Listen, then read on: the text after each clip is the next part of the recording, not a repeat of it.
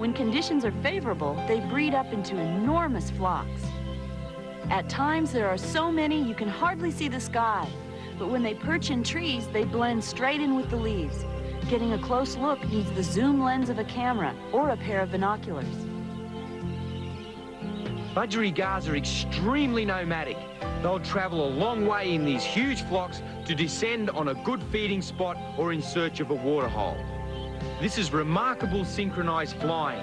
It's like they form one creature, twisting and turning in precise formation. Because there is no traffic, spotting wildlife and getting close is fairly easy.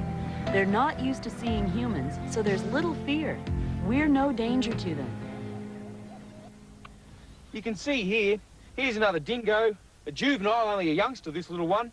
It's been scalped for its bounty. Up here, you've got a really interesting picture. You can see this dingo, this is a large dog that's been shot here. It's also been scalped for its bounty. But what's happened here is this eagle has come down pretty hard times, come down to feed on the carcass, and it's got caught up in the mesh. Once caught up in the mesh, I'd say it's died a pretty tragic death.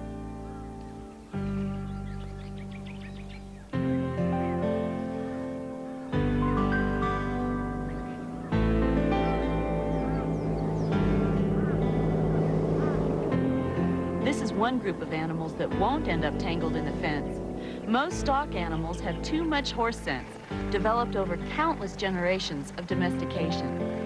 We're now leaving Queensland and moving into New South Wales, the section of dingo fence known as the border fence. It follows the line of the New South Wales state borders with Queensland and South Australia.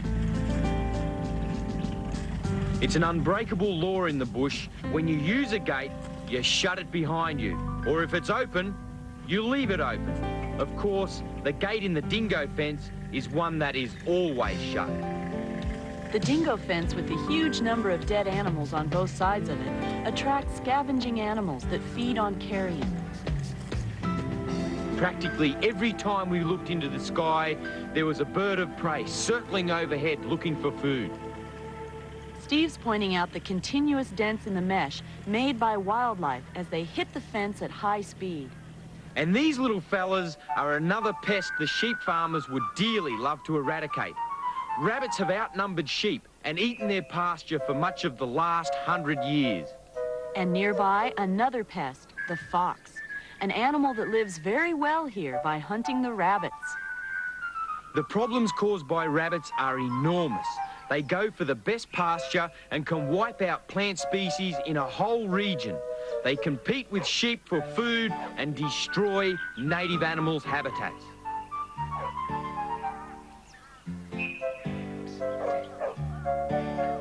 The first rabbits in Australia were brought here for man to hunt. And speaking of hunting, Suey would like nothing better than to dig down and get those rabbits out of their burrows. The rabbits have had their ups and downs as a feral pest. The myxomatosis disease was introduced to control the plague, and it virtually wiped them out in the early 1950s. But they've now developed a resistance to the disease, and controlling them is again a problem. Keeping these fences maintained is a constant challenge. The little pests are always trying to get under. As you can see with these holes, the rabbits, as they're kicked out, are trying to find new territories, and they're constantly challenging the fence. We've got over 5,000 kilometers of pest-proof fencing, and it keeps a lot of people employed. You can see with this hole right here, it actually goes right under the fence. So this is going to be cause for someone to have to repair it.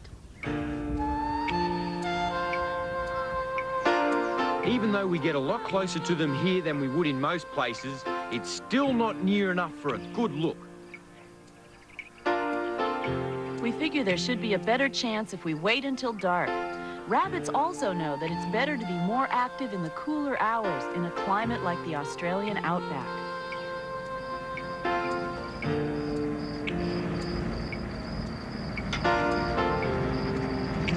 Like many animals after dark, the rabbit can be momentarily stunned by a strong light.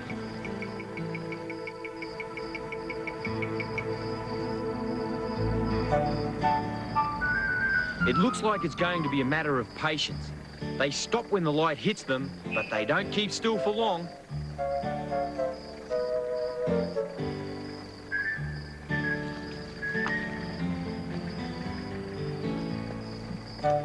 Oh, another one that got away. The whole history of the rabbit in this country has been one story after another about how they got away. Although domestic rabbits came with the first fleet, wild rabbits were deliberately introduced into Victoria in 1859. And of course, they got away. By the 1880s, the rabbit plague had reached Queensland. They now think someone carried the rabbits north. And of course, they got away too.